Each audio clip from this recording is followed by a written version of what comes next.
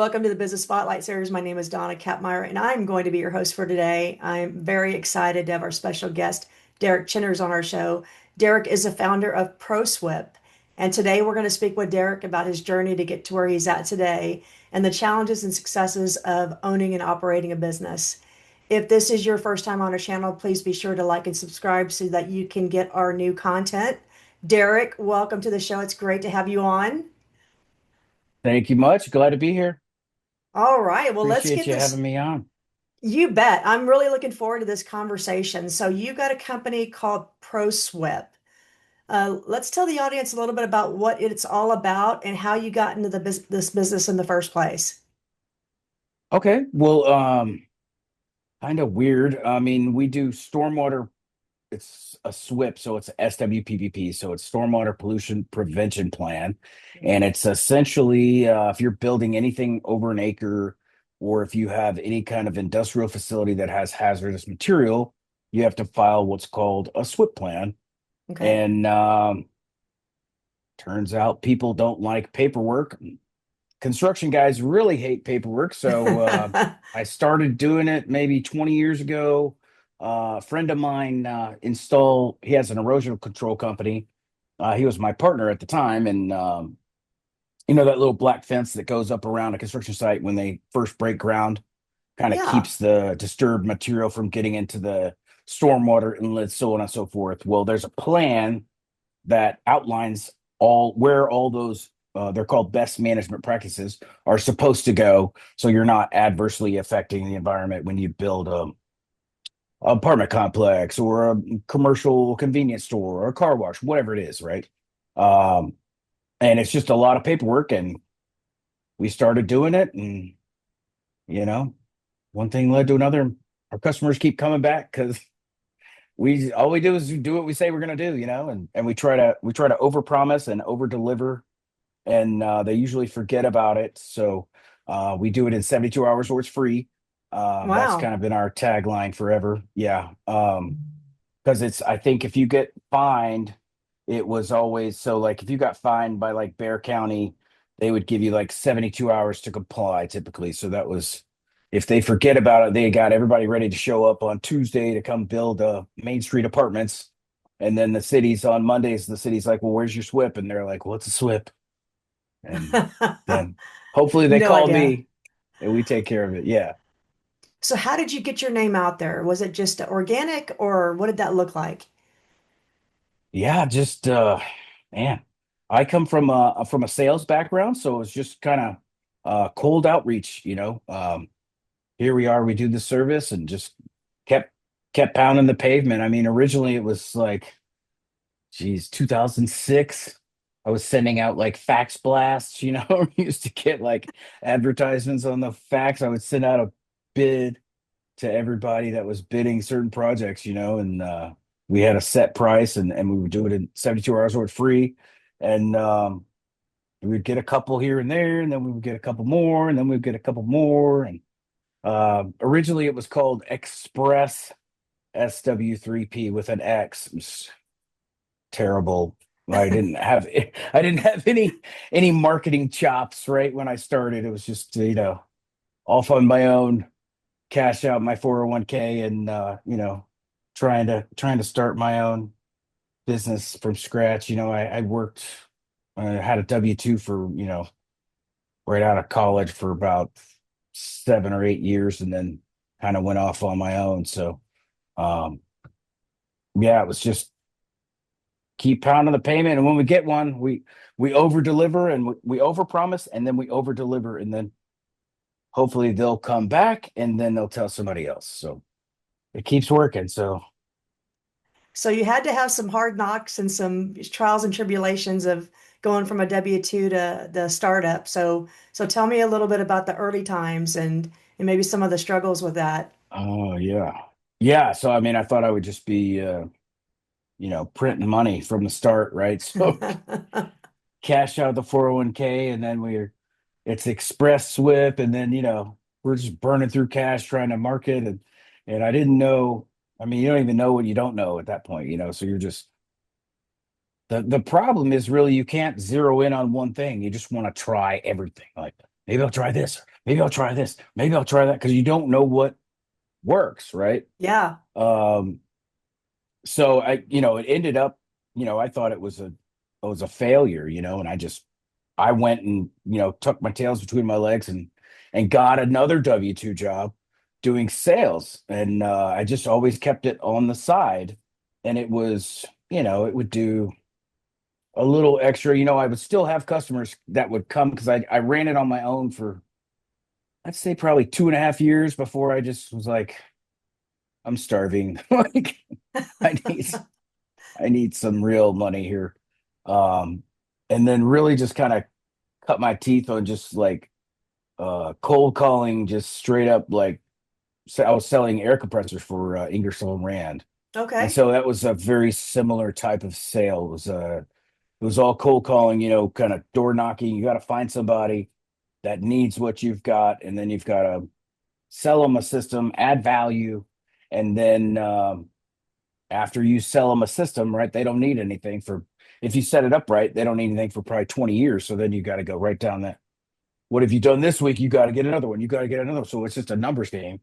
You got to Yeah. keep pounding it. It's just persistence, really, more than anything. And then I would have people still ordering them, and I still had the 72 hours was free, and so I still had this business on the side, and it would grow a little bit, and then it would stall out, and then it would grow. But I always had these customers that kept coming back, and then I would get a couple new customers, and then more would come back, and then I would, um, and I think the turning point was really when I hired a VA. I want to say I read the 4-hour work week, right? So you can just sit on a beach and do nothing, and you just hire Yeah. a VA from the Philippines for $2 an hour, and they'll do everything, right? So Hmm. obviously, it doesn't work out that way, but I actually Right. was very lucky. I've hired a lot of VAs over the years, and I'd say it's maybe like 1 in 10 you get one that's actually good. Nice. From the Philippines, we usually go to the Philippines because they speak English.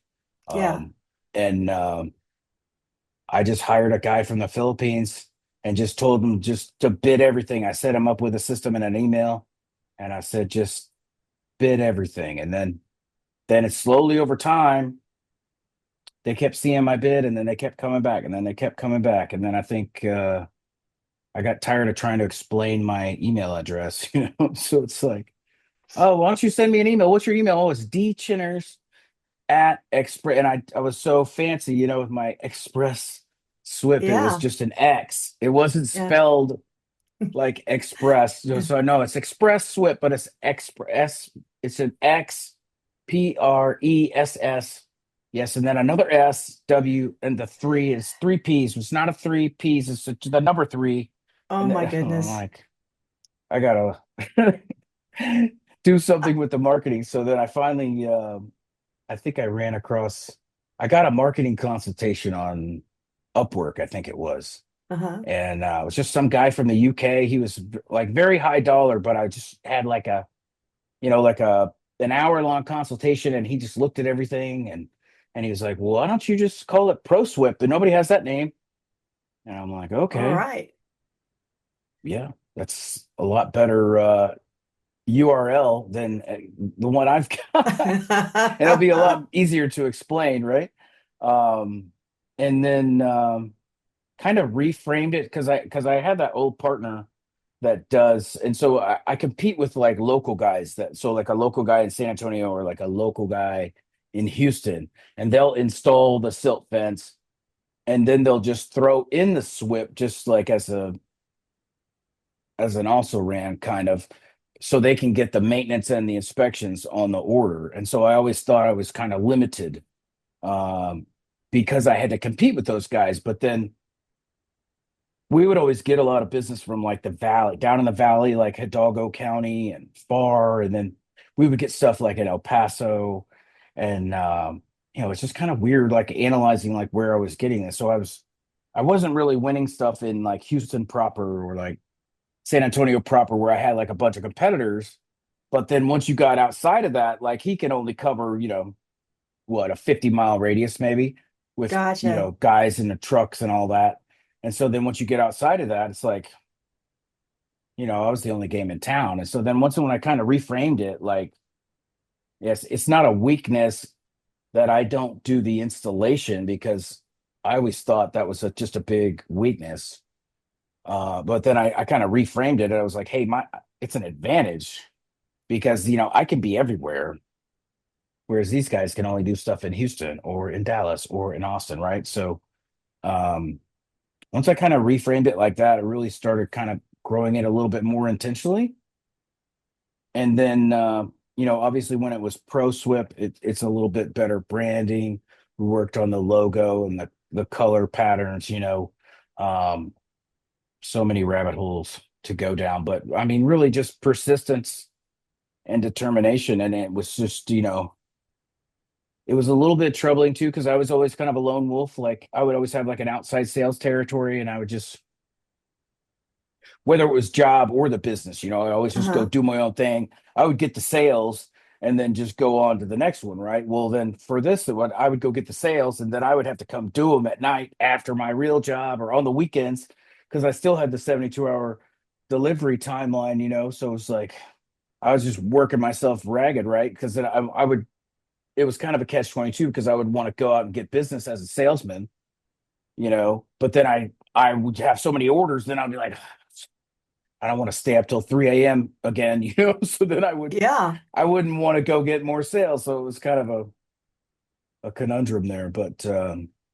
worked through it. I eventually hired an assistant, and I want to say it never really. It was just kind of growing a little bit here and there, and then I want to say like around 2020, I really just kind of like zeroed in on it. And it was just like it was like crazy. I don't know if you remember. It was just like Oh, for yeah. the construction, it's like everything's shut down, right? So like they weren't doing, nobody could do anything, Yeah.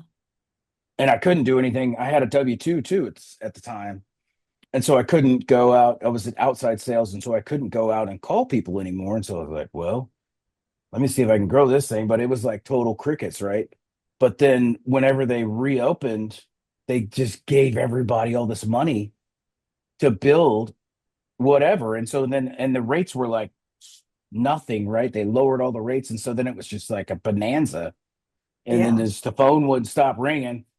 And then I was like, okay, well, and I had got my wife, she had to quit her job to help me, and I was still trying to keep, still trying to juggle everything and do everything at night, and then eventually I was just like, okay, well, this real job, I mean, I was making good money too with the W-2, but it was just like, it was kind of like my safety net, I guess, was like holding on to my whoopee, like I didn't want to let go. Yeah. Yeah. uh, but then when I finally did, it was just, it was just off to the races, kind of, I just kind of put all my eggs in one basket and then just let's watch that basket and keep getting after it, and then thankfully we've got great customers and they keep coming back to us and they keep referring us for new business. So it's been really good. Fantastic. I love that story. So where are you operating at now? Where's most of your business? We're scaling nationwide now, so we're trying to be everywhere, literally. But I would say most of it is Texas. We kind of grew organically from like, I would have a Texas guy and he'd be like, "Hey, can you do something in Oklahoma?" And then I'm like, "Well, I don't know. Let me look at the permit, right? Because every state has like their own permit. So like the EPA has a stormwater permit, and then each state has like their own. Um, and some states like New Mexico, like they will just use the EPAs, but so you have to know everybody's unique little permit, Okay. and so then and they would ask me, hey, can you do a Louisiana? I'm like, I don't know, let me look at it. Yeah, we can do it. And then they would refer me like, oh, can you do a Mississippi? Yeah, I can do. Oh, can you do Alabama? Yeah, I think we can. And then I could do Florida, and so then Florida started implementing stuff, and then it really kind of took off because Florida's about the same size as Texas, and we got a really good foothold in Texas originally because that's where we're from, So um and right now we're bidding everything nationwide. And we just moved into California recently. So all over. And we've really been mostly in construction, but now we're trying to branch out into the industrials as well. So Okay. more of a so instead of an apartment complex, and we do the SWIP and the permitting and the inspections, it's an existing facility, like a say, like a metal recycling facility where they have some kind of hazardous material they've got to keep from, adversely affecting the environment. And they've got to Okay. have a SWIP with the state of Texas or the state of Florida or whatever it is in place. And that's going to be more of a recurring revenue model, which is, what everybody likes to see, a little bit more of a stable. So you don't have such a fluctuation with the construction market, although, construction market has just been great. Um, but you want to have diversify a little bit. So Yeah. No, I love that. So with all that expansion, what does your team look like today? we got like 7 people here in Houston, or 6 people here in Houston, and one's remote in my sales guy is kind of remote in Atlanta area. And then I've probably got like 9 or 10 freelancers that kind of do kind of odds and ends for us here and there, Hmm. like, website stuff or estimating stuff, you know, in the background, or some social media stuff. We've been trying to do a lot of marketing lately. So, Very nice. So where do you see this business in the next 3 to 5 years? What's the outlook look like? well, the target this year is 10 million. So we're really trying to kind of scale up. I think we did like 1.6 last year. Wow. Um, but we're trying to think bigger. So the plan is 10 this year, 30 next year, and then try to get it to 100 million by within 36 months. So really trying to kind of think bigger, if you No, will. I love that. Don't play small, play big. So with Yeah. that, what do you think from a marketing strategy? Is it going to be more marketing or targeted marketing? Is it going to be more team expansion? What do you see about your one or two things that are really going to get you to those numbers? Yeah, I think it's really just trying to find the constraint right now. I just went to a Hormozy event, and he's big on he's like the latest scaling guru, right? There's like so many of them all of a sudden. It's insane. Uh, but he's really like the theory of constraints, right? So there's so many things, and I have this challenge all the time because I get shiny object syndrome. It's like, why don't we fix the website? Or no, let's do Google ads, or no, it's Yeah. Facebook ads, or why don't we just cold call people? It's like you could do so many different things, but it's like, what's the one thing that if you did that would like literally solve everything else, right? So like, what's the constraint really? And I think it's just closing percentage. And I think it's just a matter of following up with our potential customers and our existing customers are our best Mhm. customers, right? So Yeah. it's really nurturing those existing customers, making sure we over deliver, and they get us a referral and they want to come back. That's like paramount. So then it just kind of it's just a kind of like a hamster wheel, if you will, right? So I mean, we get a customer and then we over deliver, and then we did a good job, and then they refer us, and then they come back. Like, it's just kind of snowballed like that. So just keep it simple. I think I'm just going to keep doing what I'm doing. As an aside to that, I've been trying to solve I don't know if you do SEO, but it's like such a wormhole or I wouldn't say it's a word, more like a black hole. Uh, if I ever figure it out, I'm gonna start my own SEO company too. It's interesting. These I talked to guys a is few like, people who are in it, and they're like, it's constantly changing. Yeah. yeah, it's crazy. And it's not even really SEO now. You got to get the robot to recommend you, the AI. It's Yeah. like, I think Google's down like 40% searches or whatever. All these kids just ask ChatGPT what they're supposed to Hmm. do. They really So are it's, shifting. Yeah. No, you're right. So they yeah. got So, I to, mean, I could never really figure out the SEO. So, um, I figure, with the marketing, if we're just everywhere and we're trying to be funny and add value to our customers, then the SEO has to take it. care of itself, really, So I mean, Yeah. if we have an article on the website and we have an offer on the website and we have a LinkedIn and a Twitter and a TikToky and it's everywhere, then you have to rank me on the SEO, like, Yeah. right? Like, I mean, Yeah. No, for but sure. it's been doing very well lately, since we've kind of taken that approach, just like trying to add value just wherever we are, Love and that. take care of the customer. That's kind of as simple as I can make it. No, that's good. And having that repeat business is so critical because the acquisition cost of a new client, new customer is so high. And if you can get in that referral cycle, which it and that recurring revenue cycle, I mean, that is where it's at, is you want those repeat customers and you want them to refer you to others. Absolutely. Yeah, I So mean that's kind of what the Hormozy guys talk about is just yeah. LTV to CAC, which is really just Mhm. you need to increase the efficiency of your sales and marketing. So, Yeah. Yeah. which is kind of what I was doing. Just I didn't have a fancy word for it, but yeah, if I'm everywhere and so I don't have to call the guy directly, he can see my video, he can see my reviews, he can see my Better Business Bureau ranking. He can already tell by my personality on the videos that he likes us and we're someone he wants to do business with. Then whenever he has a SWIP, we'll be top of mind. He'll just go to the website, place an order, and pay, rinse and repeat, right? Then we over deliver, we hold up our bargain, and then hopefully he'll refer us, right? Because I always use like the steak analogy, right? Like if I go to the steakhouse and I order a steak, it's medium rare, and you bring me a steak and it's medium rare, like nobody cares. Like you did your job, right? I'm not gonna Right. run tell anybody about it. But if I'm sitting there at the bar waiting for my steak and you bring me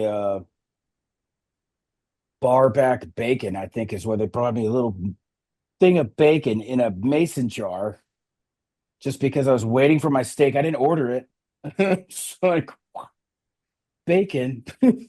Yeah, like they overdo. I told everyone about that. I was like, I was waiting Yeah. for my steak and they brought me bacon for no reason. It's like you And you have to told that over story. deliver.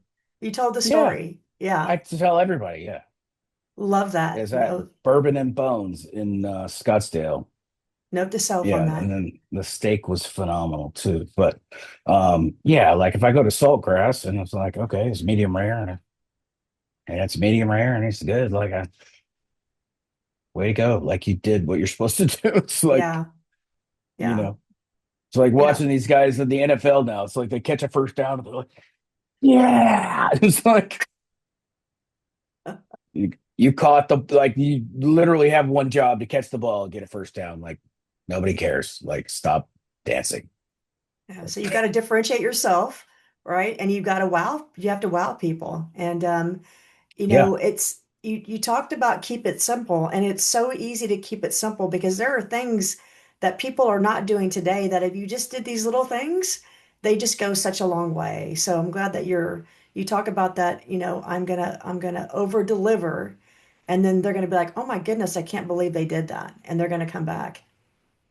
Yeah, we'll have customers that, because I don't know if you ever hired a contractor or been in the construction industry, but it's Yeah. like I don't know how these guys do it, but they say one thing, do another, and then they just disappear, and it's like, how do you run a business like that? And then we'll have customers that are like, well, you guys did it in 70, so we'll say 72 hours or it's free, but we try to deliver it at 48 hours.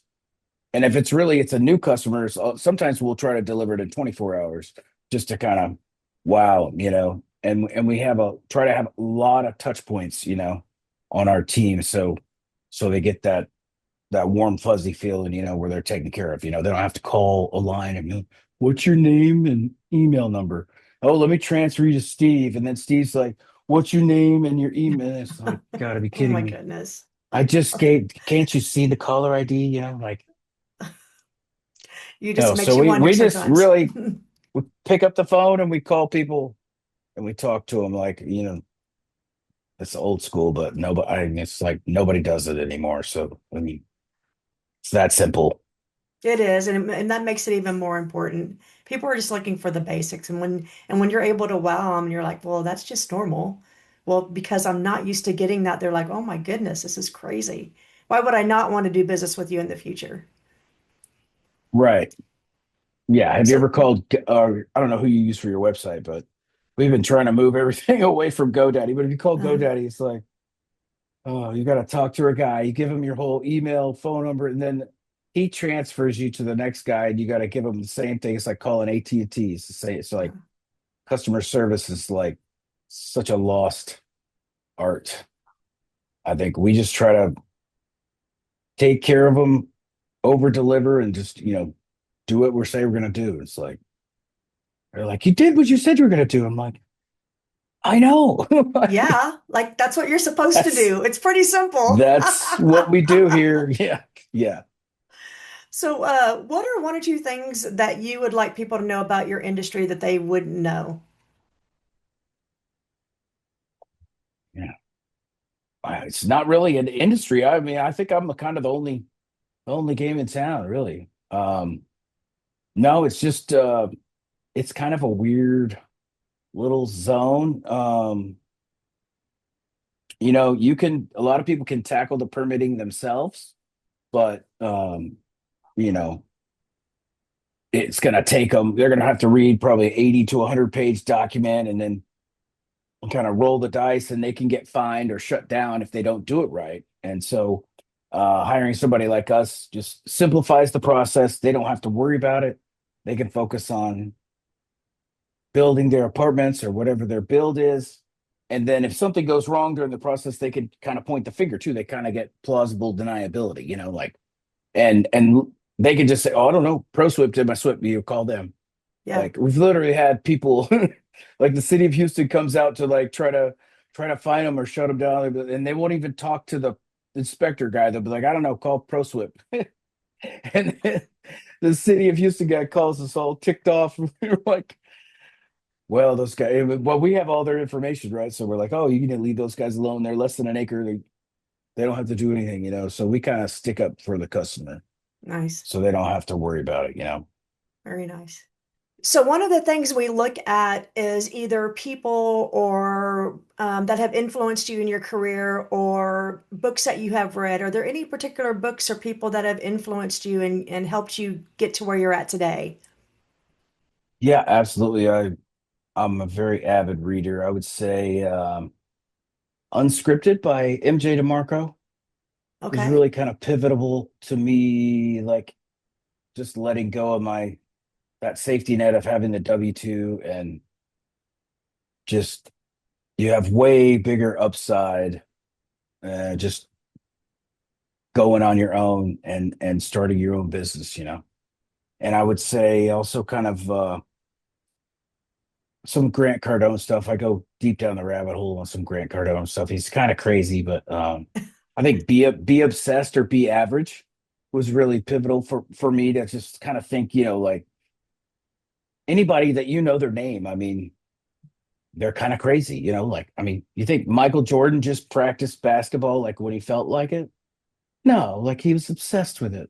Or Tiger Woods, like you think he just went to the driving range like every now and then when he felt like it? Like no, he was obsessed with it. Or Oprah Winfrey, like you don't build something that's great without really just going all in on it. You're right. And it's practice makes perfect and then perfect practice makes perfect. And you really do look at the history of these people who are just amazing and have accomplished so much.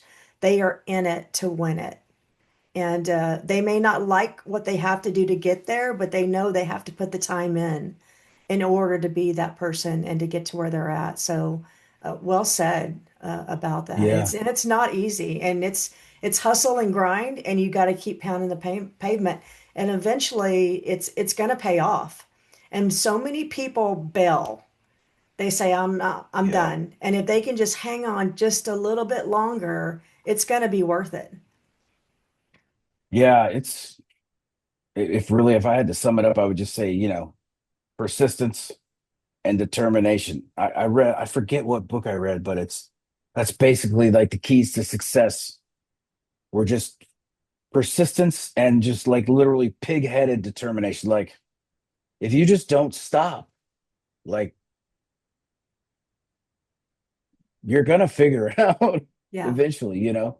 And yeah, like you said, a lot of people just they get one obstacle and then they just, oh, let me go back to my W-2 or whatever it is, right? If you Yeah. just cut off all options, there's no there's no other option like this is the way we're going, kind of burn the boats mentality. And then you just persistence and determination and try to add value to your customers and you know eventually it'll pay off. Like I mean this thing didn't pay off until 20 years in the making. I looked at I shot like I said I have shiny object syndrome, so I mean I was looking at, oh, should I do a storage business or should I sell land, all the things that pop up, right? Like, oh, should I do Amazon reseller drop ship business? That's easy. And then this thing just kept staying there in the background and my customers kept coming back and I'm like, hey, maybe I should look at this. And then when I finally just uh it's like, hey, let's put everything into this, then it just it's been great. Love, So love it. So, Derek, what is the best way for folks to get a hold of you? ProSWPPP.com is the website, ProSWPPP.com. And then we're at ProSWP on all the social media platforms, LinkedIn, Twitter, TikToker, all the stuff. I've got millennials that do all that. All right, everywhere. Well, Derek, thank you so much for sharing your story. This has been fantastic, and I know the audience is really going to find this information valuable. This is a business. This is the Business Spotlight series with Donna Kappmeyer, along with Derek Chenners from ProSWP. Please be sure to like and subscribe so you can continue to see our great content. Derek, thank you so much for being on our show. Yeah, appreciate it, Donna. Thanks a lot. You betcha. Bye for now.